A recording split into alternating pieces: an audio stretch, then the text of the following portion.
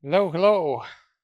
This video is on Joseph Smith's resume.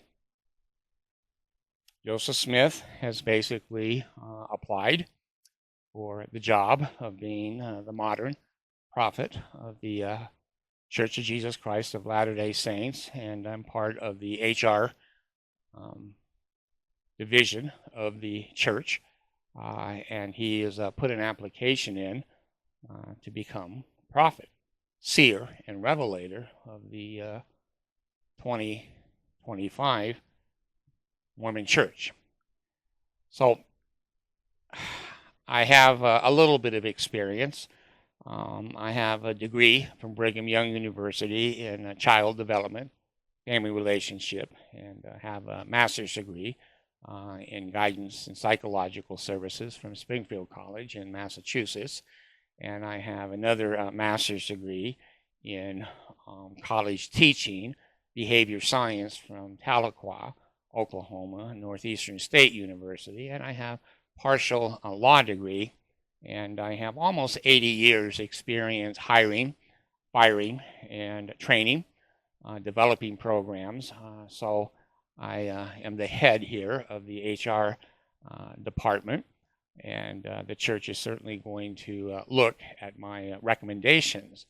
Now, I have a young man here. His name is Joseph Smith, Jr. He's right here on the other side of the couch. And I think that it's important to be transparent. And of course, the Mormon Church believes transparency is number one. Honesty and transparent are both number one. They connect together. So we're going to do this interview for the public to understand how the church interviews and evaluates people that work, that use your tithing money and your fast offering money. Also, your investment money in the stock market, if you know what I mean. Anyway, Joseph, let's go on. First of all, Joseph, can you tell me where you were born? Oh, okay. Sharon, Vermont. That's a very, very beautiful place. I've been there. In fact, I've seen your birthplace. I think the Mormon Church kind of has some tokens, signs, symbols. They mow the lawn, and they kind of have it a little bit as a shrine where you were born. Yes, okay. I'm just double checking, Joseph.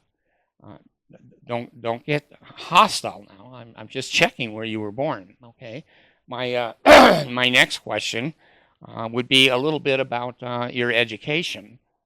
You know that the Pope many times has to be multilingual, and the world is important for people to be able to be multilingual. Do you speak any other languages?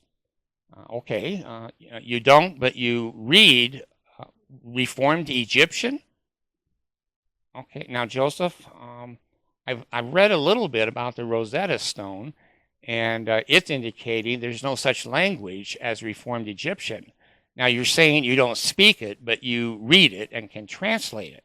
I see. Okay, let me make some notes about that, Joseph. Bilingual, no. Multilingual, Reformed Egyptian. Okay, let's go back then to your education. Now, can you tell me what elementary school you went to and graduated from? Did you go on to junior high? I see.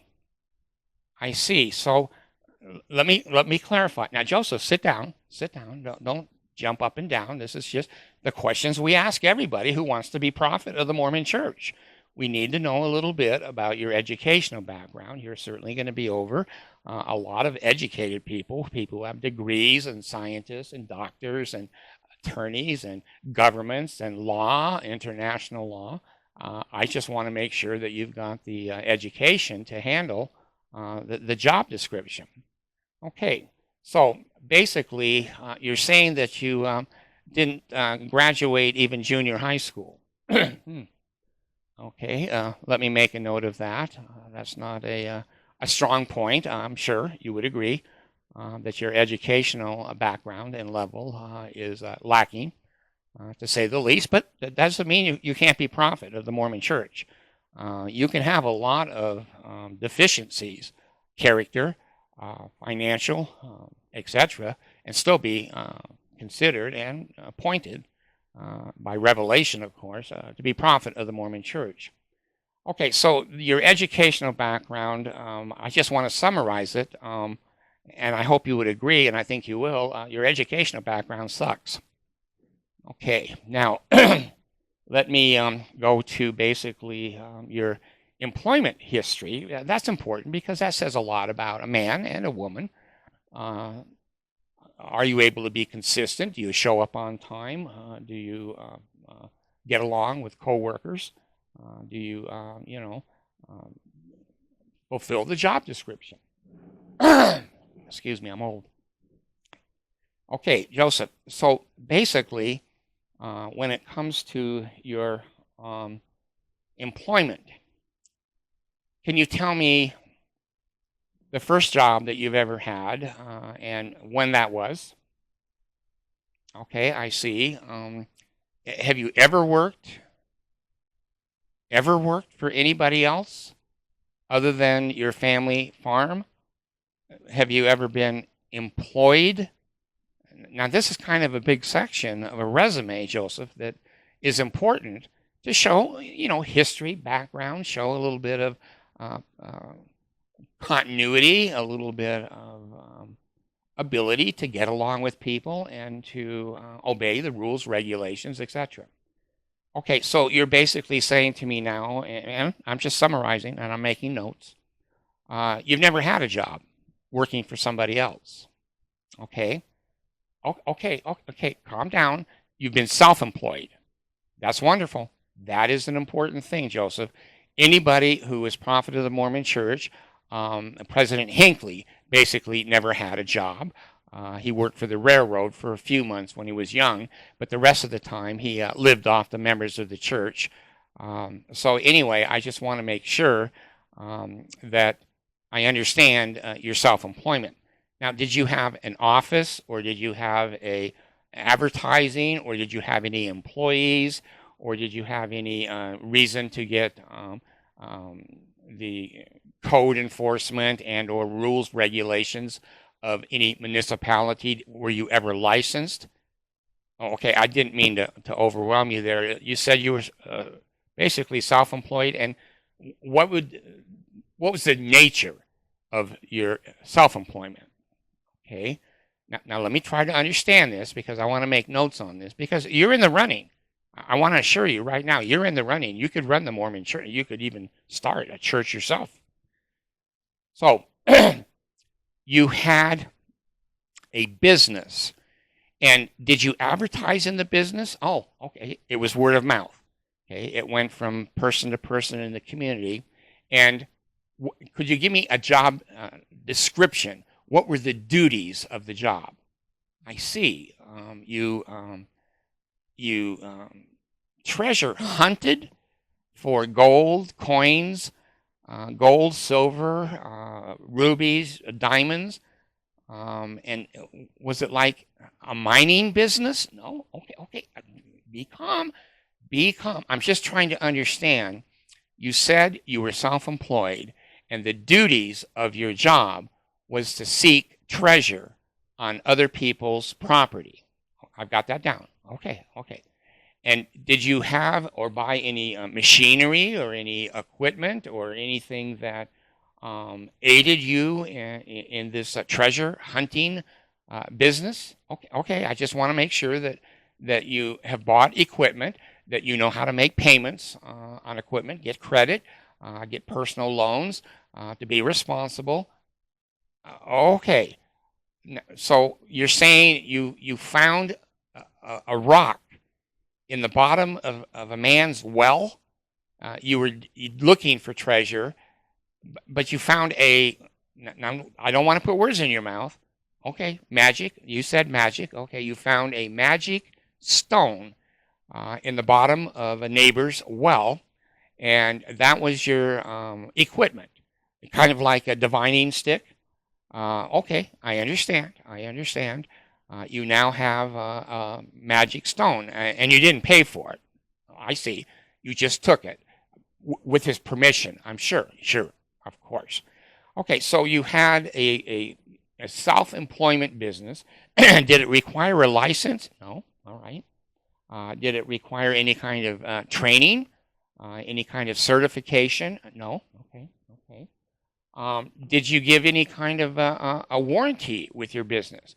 If someone hired you as an independent contractor, did you give them any kind of guarantee or assurance that if you found something, you would take a percentage of a gold coin, or how was that managed in your? Was it DBA, doing business as, or was it a LLC, limited liability corporation, or was it a regular corporation, or was it just a shit company that you made up? Oh, okay, shit company. Let me make a note of that.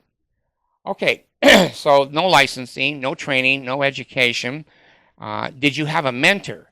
A lot of us that were in school, when I went to BYU, Truman Madsen was one of my mentors, Reed Bradford, Cleon Skousen, Roy Doxey, Hiram Andrus, many mentors in my life. In the same way, at the Northeastern State University, I had a couple of PhD doctorate people who mentored me and took me under their wing, trained me, helped me. So is there a program that you go to learn to be a treasure hunter?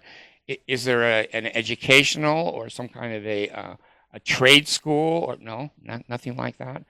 Well, let me see if I can summarize, and correct me, Joseph, please correct me if I'm wrong, but it sounds like you just made this up. It wasn't licensed. You weren't trained for anything.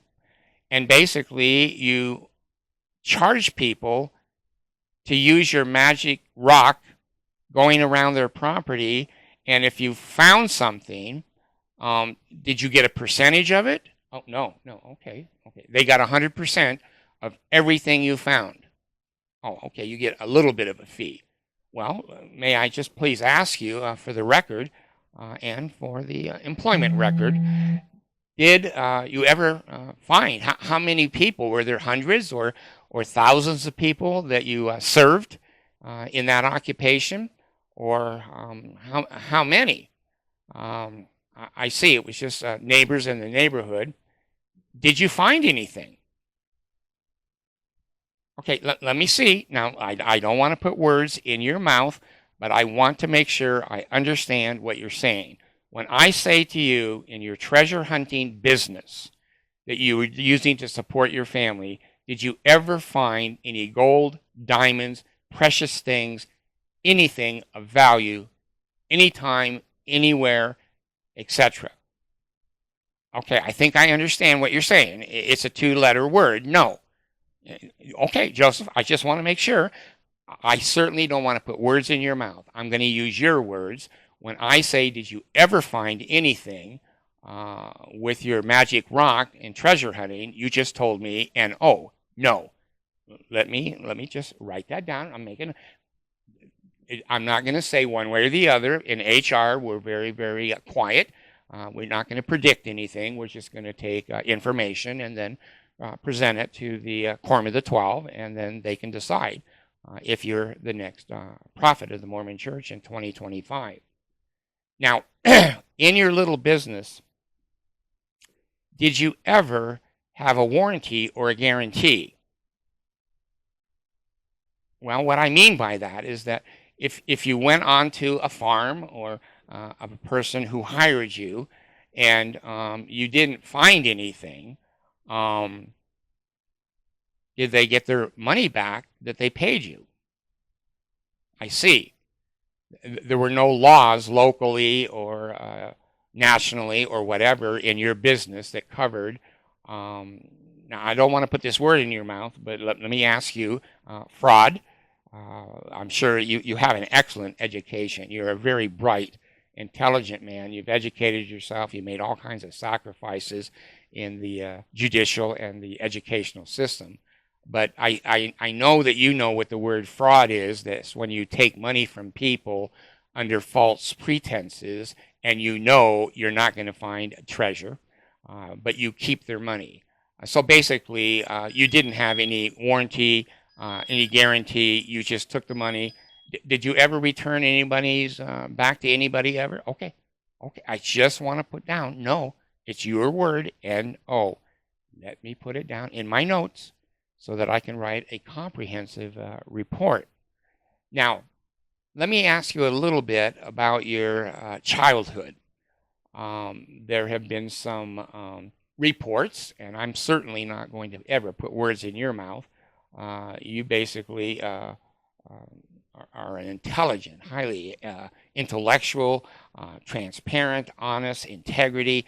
I can see just sitting here talking to you what an outstanding human being you are. Whether you ever become prophet of the Mormon Church is irrelevant. You're just a high quality person. Any woman in her right mind would want to be with you. There were almost 40. Okay, so what I'm saying to you, that any woman would see you as a high quality man. They'd want to be with you, and you said there were 40 or more that ended up with you. Okay, just let me note that down. All right, now let me tell the report here and the committee a little bit about your childhood. We put a little bit of emphasis on how you were as a child.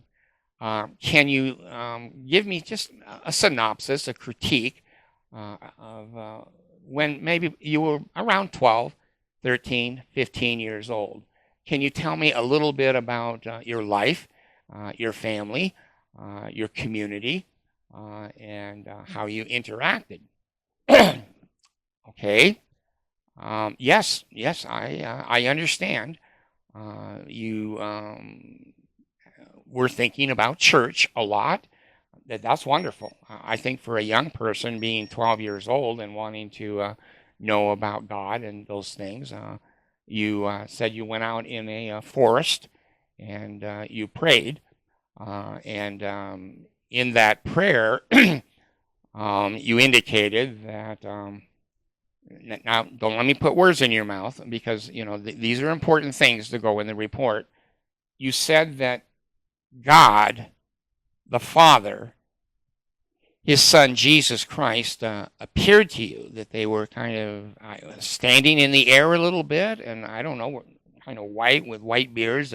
Am I reflecting back? What? Yes, I am. Okay. And you had that experience when you were 12, 13, 14-year-old boy. Yes. Okay. Did you get any information or did they give you anything? I see. They said that you were going to restore the gospel church of Jesus Christ, and that all of the other churches in the world were an abomination in their combined opinion. I see. And when you went home, did you say anything to your parents or your friends in the community? Did you have some, boyfriends, girlfriends, other people at that age group? Did you say anything to them about that? I see. You didn't say anything for 6 years? Okay, just let me note that down, that happened when you were, a 12-year-old, and the details of that experience. And basically, you never told anybody for at least 6 years, but you also indicated, I think here, that there were a description. Now, when you first told me the story, you said it was like an angel. And then halfway through the story, you kind of changed that it was Jesus by himself. And then you changed again that it was God and Jesus. And then you said again it was just an angel. Now, Joseph, again, I don't want to put any words in your mouth, but there seems to be a little bit of inconsistency here in your story. But anyway, at the same time, were there any other childhood experiences? Because a lot of times childhood trauma can be a trigger in our employment and our employment, old age, and relationships with other people. Okay, there was another experience. Okay, can you describe that experience? Okay. Well, now again, Joseph, I'm just trying to get this all down because this is going to be important to the millions of people. The Mormon Church says they have 17 million people now, and these people want to know what kind of a quality guy you really are, and that they should follow you, follow the prophet. We thank thee, O God, for a prophet. All of those things are going to circle around you if you get this job. And by the way, it pays a little better than treasure hunting. It's about $200,000 a year, full benefits, everything: 401, retirement, free education, free housing, free everything. You can fly on Learjets for free. Joseph, it's a good position. Okay, let's go back then to another experience that you were indicating you had in your teens. And that was at night. And of course, at night, that we can have dreams, we can have near-death experiences, astral projection, we can have nightmares. But you're indicating that an angel appeared to you. Now, you've seen God the Father, His Son, but we're not quite sure why it wasn't reported, and we're not quite sure how many people you saw. It was an angel, was God, was Jesus. A little bit open. Let me just note that down, open. So now there's another angel that I hear you saying appeared to you in the middle of the night, and some people call him Nephi. Other people, you're saying his name was Nephi, and he appeared to you. Again, was he like all white and standing in, okay, all white and standing in the white hair, and you could see, oh, okay, you could see that he had no garments on because his chest was open, his shirt was open, and he was like bare-chested. I see. Well, that's a pretty good description. That would make me and a lot of other people believe that it was a true revelation. And what did he say to you? I see. Okay, let me just make some notes here. This particular angel said to you there were some golden plates. Now, did that kind of perk your ears up a little bit because you were a treasure hunter and you never found any gold, you never found any diamonds, you never found any emeralds, you never found anything that was valuable, but he said there was a whole bunch of gold plates? I bet that just excited you. I know you have a smile, and I can understand that. I've counseled people for 80 years, and a man who, never had a job, and a man who never got any money from treasure hunting, and an angel says that he has a great big group of gold plates. Man, that's some money. That's some money. You're going to be able to, care for yourself, your family, your children, the rest of your life. You just sell them. Okay, so he said that basically he was going to show you where these gold plates were, and that they were the ancient record of all of the Indians and Latin American peoples that were here on this continent.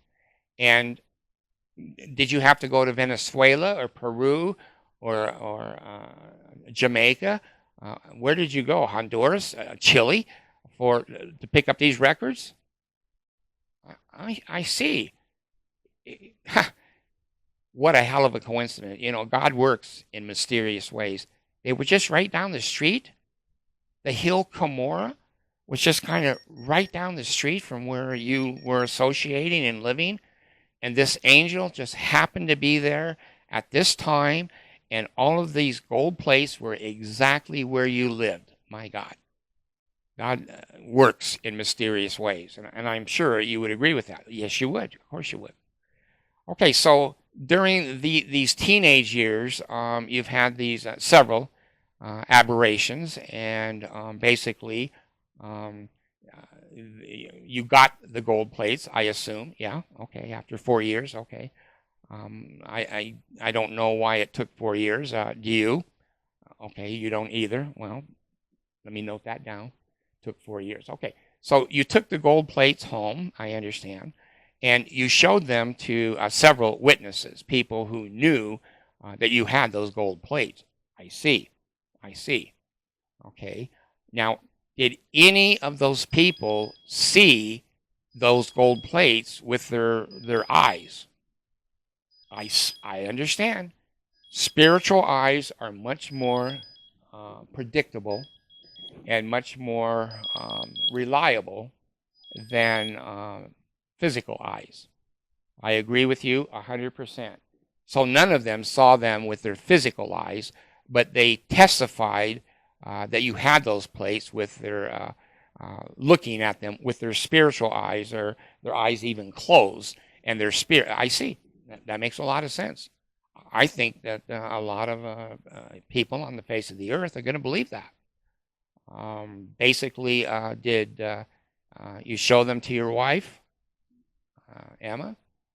Okay, well, you know, husband and wife are very close. Emma never saw the plates either. Okay, let me just make a note here. The only person that ever saw the plates were you. No problem. No problem. Now, Joe, I just want to ask you, and again, here in HR, we just have to ask these questions and check these things out. Where are the gold plates? Did you put them like in a museum? Did you put them in a repository, a safe, someplace where the world could go and verify the gold plates, see them? You said that you spoke and translated Reformed Egyptian. I don't know. You've never said that you speak Reformed Egyptian. You just translated it. But where are the gold plates? I see. Let me make just a note on, and correct me. Correct me if I'm wrong, please. We want to be transparent. We want to be honest. We don't want to lead anyone down any deceptive paths. The angel picked the gold plates up and took them back to heaven. Well, now, Joseph, let me just ask you, if they were in the ground for thousands of years, when the angels picked the place back up from you, he went to heaven with them? Why didn't he just dig another hole somewhere and hide them in the ground again? I see.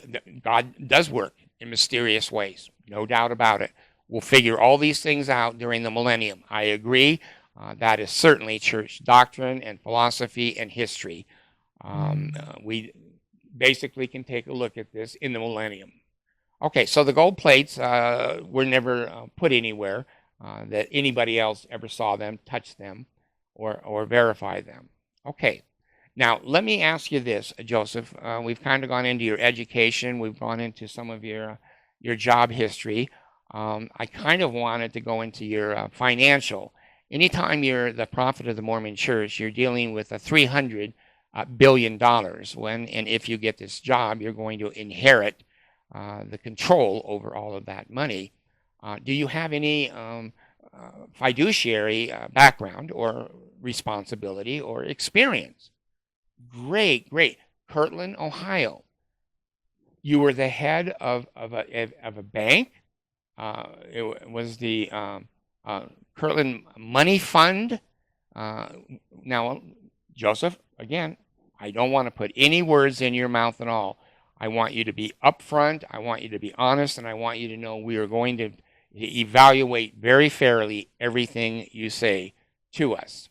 Okay, you're saying that basically you created your own banking account.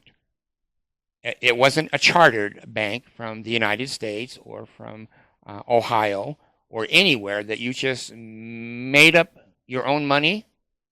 No, that's not counterfeiting. Of course it's not. Let me make a note on that one.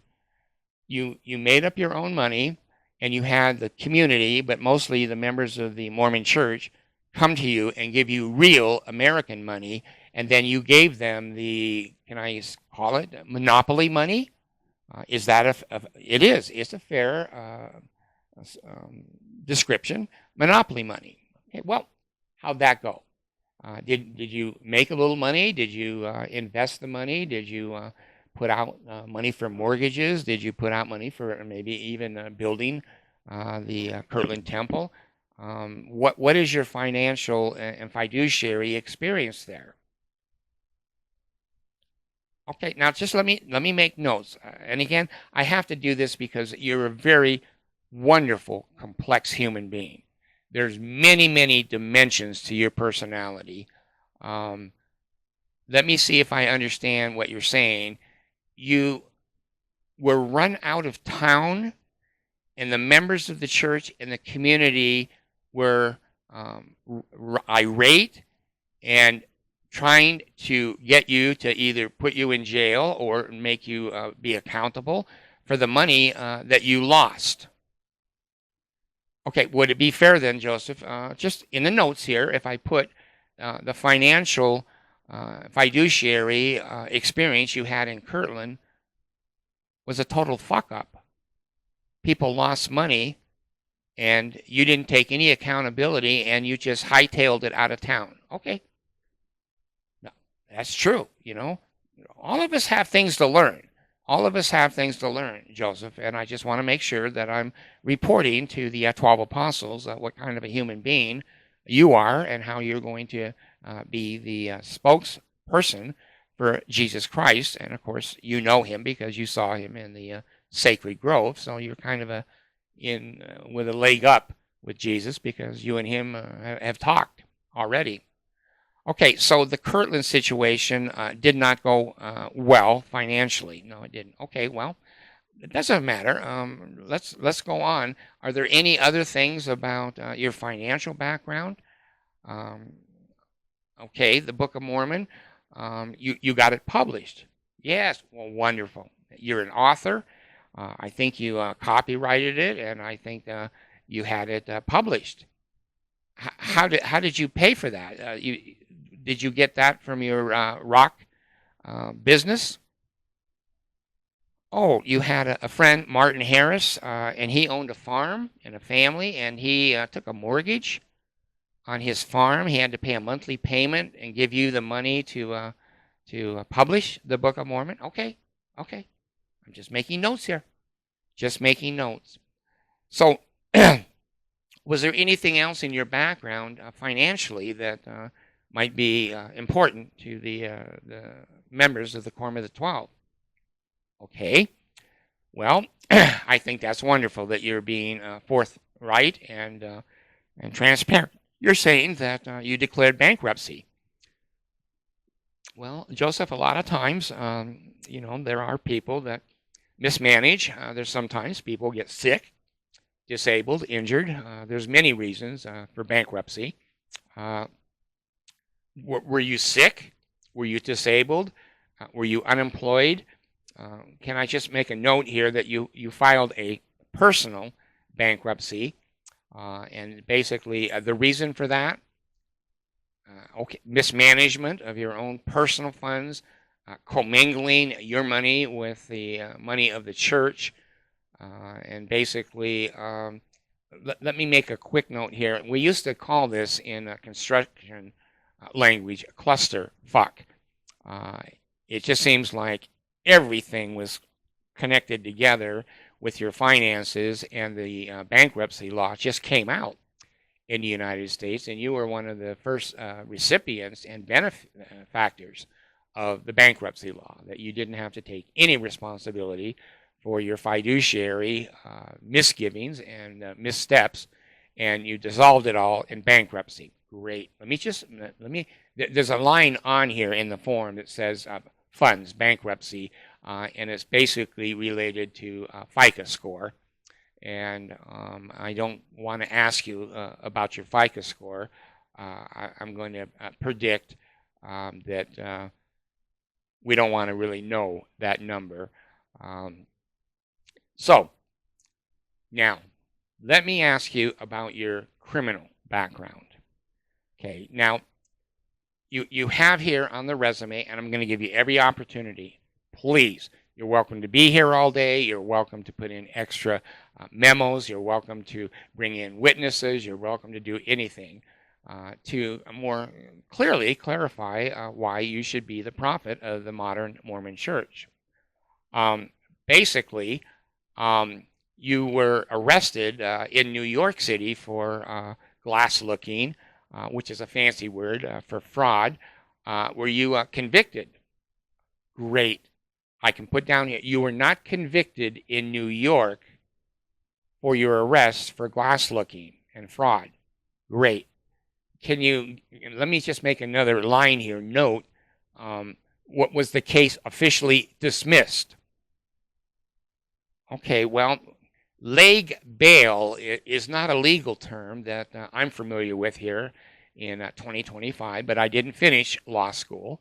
You know much more about this than I do, but I think leg bail, you were given leg bail on that New York case, that if you proceeded to get the hell out of the county, the judge considered that leg bail, that you were basically not exonerated, but you were kicked out of the county and you ran like hell. Let me note it down.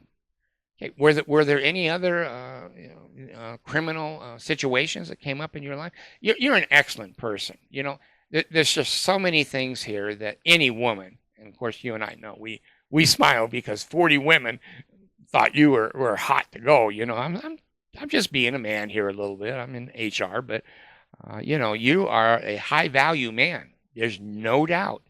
No, there's no doubt. Every woman in the world would want you supporting them, helping them, and your honesty and your integrity is fabulous. It really is. You're a really quality kind of a guy. Okay, so basically, you have mentioned that you were in Liberty Jail.